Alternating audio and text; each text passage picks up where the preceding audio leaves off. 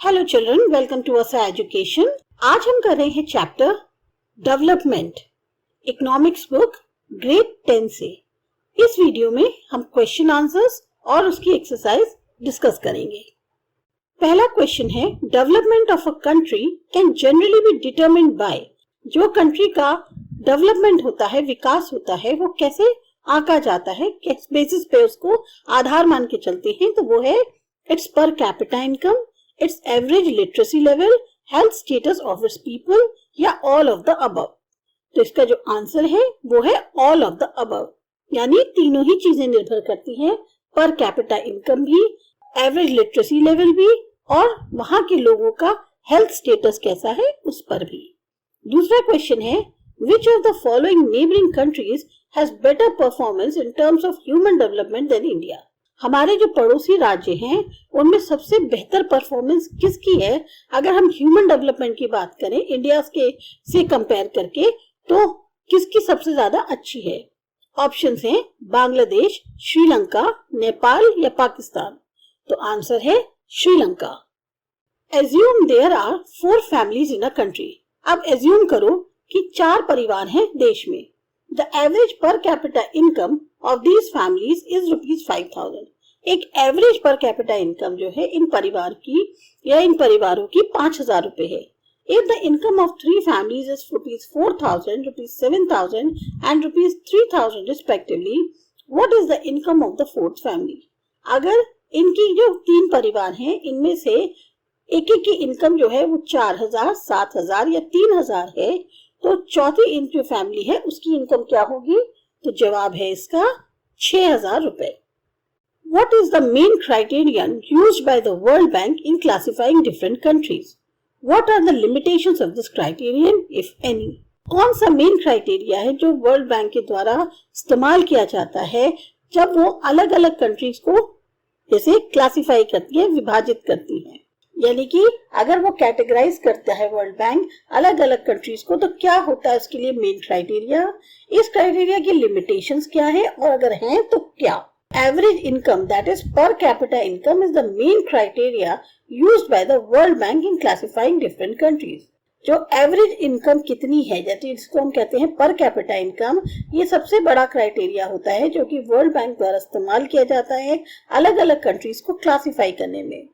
According to World Development Report 2006 published by the World Bank, countries with per capita income of $10,066 per annum and above in 2004 are called rich or developed countries।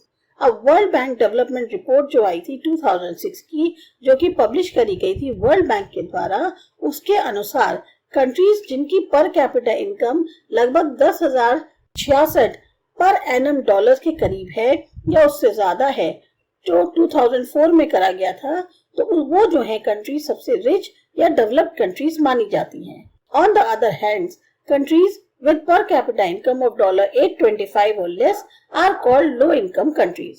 वहीं पर वो countries जिनकी पर capita income लगभग $825 के आसपास है या उससे कम है, वो लो कैपिटल इनकम या लो इनकम कंट्रीज कहलाती हैं। अब इसकी सीमाएं क्या हैं, लिमिटेशंस क्या हैं? It does not tells us about the average income is distributed among the people in individual country. अब इसमें ये नहीं बताता है कि जो एवरेज इनकम है वो कैसे इंडिविजुअल कंट्रीज जो हैं उनके लोगों के बीच में बांटी जाती है, डिस्ट्रीब्यूट करी जाती है। The countries with same per capita income might be very different with regard to income distribution. अब कहने को वो कंट्रीज जिनकी एक जैसी ही पर कैपिटा इनकम है, हो सकता है डिस्ट्रीब्यूशन जिस तरह से करा जाता हो इनकम का वो काफी अलग हो उनके यहाँ। One might have equitable distribution of income while others might have great disparities between the rich and the poor। हो सकता है एक कंट्रीज में बिल्कुल समान तरीके से इनकम को डिस्ट्रीब्यूट किया जाता हो, वही दूसरी कंट्रीज में हो सकता है कि रिच को बहुत ज्यादा रिच और पुअर को बहुत कम दिया जाता हो। In what respect is the criterion used by the UNDP for measuring development different from the one used by the World Bank? अब किस तरीके से जो UNDP मेजर करता है, यानी यूनाइटेड नेशंस डेवलपमेंट प्रोग्राम जो है वो डेवलपमेंट को मेजर करता है और उसका तरीका जो है या उसका क्राइटेरिया वर्ल्ड बैंक से अलग कैसे है? तो the criterion used by the UNDP for measuring development is different from the one used by the World Bank in the following respects। जिस तरीके का इस्तेमाल यूएनडीपी करता है वो काफी अलग होता है वर्ल्ड बैंक के मुकाबले में। कैसे? The World Bank uses per capita income as the sole criterion for measuring development. World bank सिर्फ और सिर्फ पर कैपिटा इनकम को ध्यान में रख के जो डेवलपमेंट है उसको मेजर करता है, जबकि यूएनडीपी क्या करता है? It uses Human Development Index based on the combination of factors such as health, education and income as the criteria for measuring development. अब यूएनडीपी जो है ह्यूमन डेवलपमेंट इंडेक्स यानी एचडीआई को जो है बेस मान के चलता है और उसमें बहुत सारे और फैक्टर्स भी शामिल होते हैं, जैसे हेल्थ है, एजुकेशन है, इनकम है, और ये इसको क्राइटेरिया लेकर चलता है डेवलपमेंट को मेजर करने के लिए। Thus, the UNDP does not rely solely on per capita income as the criteria for measuring development, as in the case with the World Bank.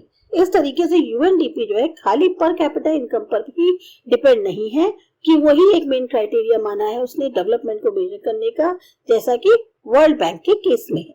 Why do we use averages? Are there any limitations to their use? Illustrate with one example related to the development. अब हम average का इस्तेमाल क्यों करते हैं? क्या इसके इस्तेमाल में कुछ सीमाएं हैं? आपको अपने एग्जाम्पल के थ्रू बताना है डेवलपमेंट से संबंधित कि कैसे आप इसको बता सकते हो। तो we use average because they are useful for comparing different quantities of the same category. Average का इस्तेमाल इसलिए करा जाता है क्योंकि ये बहुत ही ज्यादा हेल्पफुल होते हैं जब हम अलग अलग क्वांटिटीज जो सेम कैटेगरी के हैं उनको कंपेयर करते हैं। तो उस केस में for example to compute the per capita income of a country, average should have to be used because there are differences in the incomes of the diverse people. अब जैसे अगर हम किसी भी इन कंट्री की पर capita income को जांचते हैं तो एवरेज का इस्तेमाल इसलिए किया जाता है क्योंकि जहां अलग अलग तरह के लोग रहते हैं वहां उनकी जो इनकम है उसमें भी काफी ज्यादा डिफरेंस होता है। However, there are limitations to the use of average. पर अब एवरेज को यूज करने की भी कुछ सीमाएं हैं। Even though they are useful for comparison, they may also hide disparities.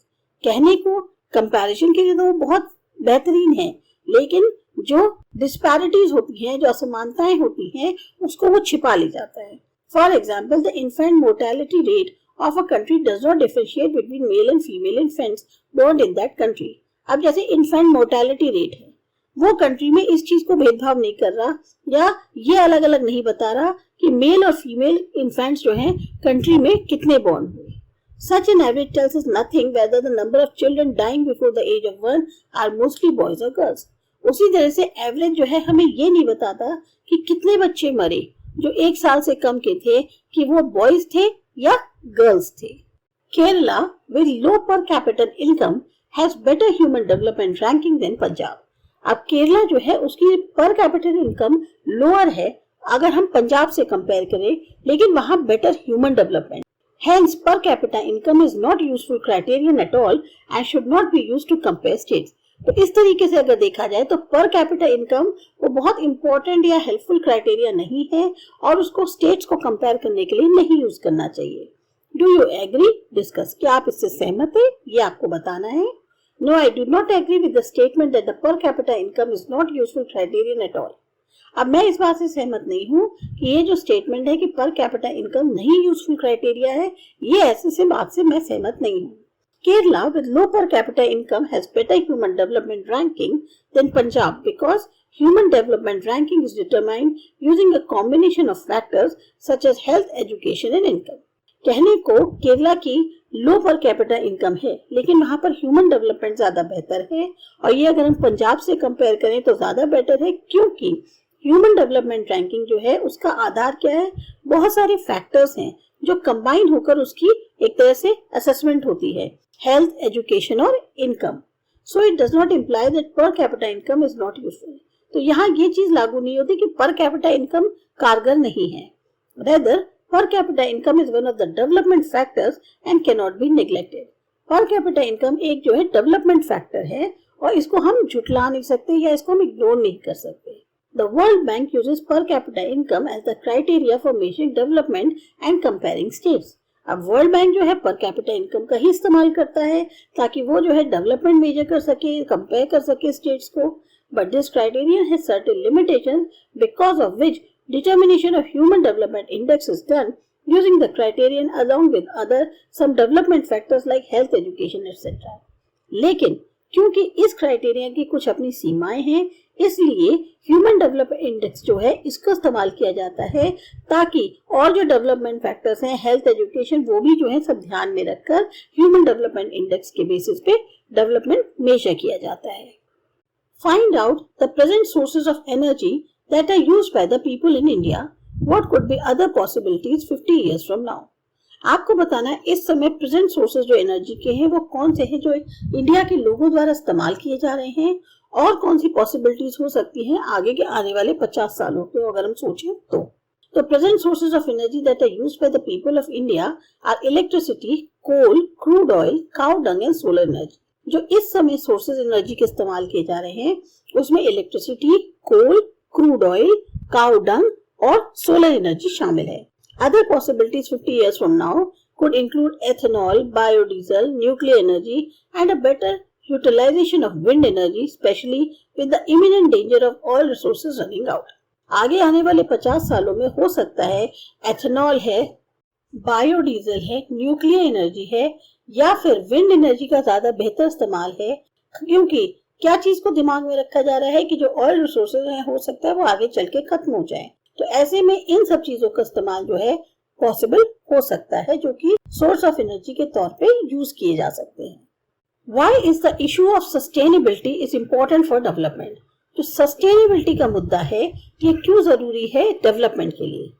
Sustainability for development or sustainable development refers to the development which is done without damaging the environment and the resources. अभी sustainable development का हम मतलब क्या समझते हैं? पहली बात, इसका मतलब हुआ ऐसा विकास जो कि एनवायरमेंट या और बाकी रिसोर्सेज को बिना डैमेज किए किया जाए। In other words, balancing the need of to use resources and also to conserve them for future is known as sustainable development. दूसरे शब्दों में देखा जाए तो जो भी रिसोर्सेज हम इस्तेमाल करने हैं हमें उनकी जरूरतों को हम बैलेंस करके चलें, उनको संरक्षित करें आगे आने वाले भविष्य के लिए, इसी को हम सस्टेनेबल डेवलपमेंट कहते हैं। The issue of sustainability is important for the development because development must happen in tandem with future. अगर ये जो मुद्दा है सस्टेनेबिलिटी का ये बहुत जरूरी है डेवलपमेंट के लिए, क्योंकि डेवलपमेंट तभी होगा जब हम फ्यूचर को माइंड में रखकर चलें कि हाँ आने वाले भविष्य में भी हमें इन चीजों को संरक्षित करके रखना है। If natural resources are not sustained, it will cause a stagnation of development after a point of time. ये जो प्राकृतिक तौर पे संसाधन उपलब्ध हैं, अगर इनको हमने नहीं सस्टेन किया तो आगे चलकर क्या होगा? डेवलपमेंट में एक ठहराव आ जाएगा एक सीमित पीरियड के बाद। Exploiting resources unethically will ultimately undo the development that a country may have achieved. अगर हम इन्हीं जो रिसोर्सेज हैं इनको बिना सोचे समझे इनका शोषण करते रहेंगे तो अल्टीमेटली क्या होगा? जो भी डेवलपमेंट कंट्री ने हासिल किया है वो सब एक तरह से बेकार हो जाएगा। This is because in future those resources will not be available for further progress. वजह क्या रहेगी कि आने वाले भविष्य में ये जो रिसोर्सेज है ये अवेलेबल ही नहीं होंगे जिससे कि आगे प्रोग्रेस की जा सके। The earth has enough resources to meet the need of all, but not enough to satisfy the greed of even one person. How is this statement relevant to the discussion of development discussed? कहने को धरती के पास इतना पर्याप्त संसाधन है या resources हैं कि सबकी जरूरतों को पूरा कर सके, लेकिन इतना भी नहीं है कि इंसान जो होता है उसके एक इंसान के लालच को पूरा कर पाए। ये स्टेटमेंट कैसे आप बताना चाहोगे कि डेवलपमेंट के through? This statement is relevant to the discussion of development since both resources and development go hand in hand. ये जो स्टेटमेंट है इसलिए रेलेवेंट है अगर हम डेवलपमेंट के विषय में बात कर रहे हैं क्योंकि दोनों ही रिसोर्सेज और डेवलपमेंट साथ साथ चलते हैं। As the statement claims, our earth has enough resources, renewable and non-renewable, to satisfy everyone's need if we use them in an economic manner. सबसे पहले इस स्टेटमेंट के अनुसार अगर देखें तो हमारी धरती पे बहुत सारे रिसोर्सेज चाहे रिन्यूएबल हो चाहे नॉन रिन्यूएबल हो वो इतने अवेलेबल हैं कि एक इंसान की जरूरतों को या हर एक इंसान की जरूरतों को पूरा कर सकते हैं अगर हम सही तरीके से उनका इस्तेमाल करें। For the sustainability of development, the consumption and maintenance of resources is also crucial. अब अगर हम चाहते हैं कि डेवलपमेंट जो है वो सही तरीके से होता रहे तो उसके लिए जो हम कंजम्पशन कर रहे हैं, मेंटेनेंस कर रहे हैं रिसोर्सेज की, वो भी बहुत जरूरी है। We have to use the resources keeping our environment protected and clear so that there is a balance between the development and the uses of our resources. हमें जो रिसोर्सेज हैं जो हम इस्तेमाल कर रहे हैं उनमें हमको क्या करना है कि अपने एनवायरनमेंट को भी सुरक्षित रखना है, साफ रखना है। इसके लिए हमें एक बैलेंस बनाकर चलना होगा डेवलपमेंट के बीच में और उन रिसोर्सेज के इस्तेमाल के बीच में। As otherwise, after a certain point of time, future, the development will be stagnated. नतीजा क्या होगा कि कुछ समय बाद आके हमारा जो भविष्य का डेवलपमेंट है वो एक तरह से ठहराव में आ जाएगा। List a few examples of environmental degradation that you may have observed around you.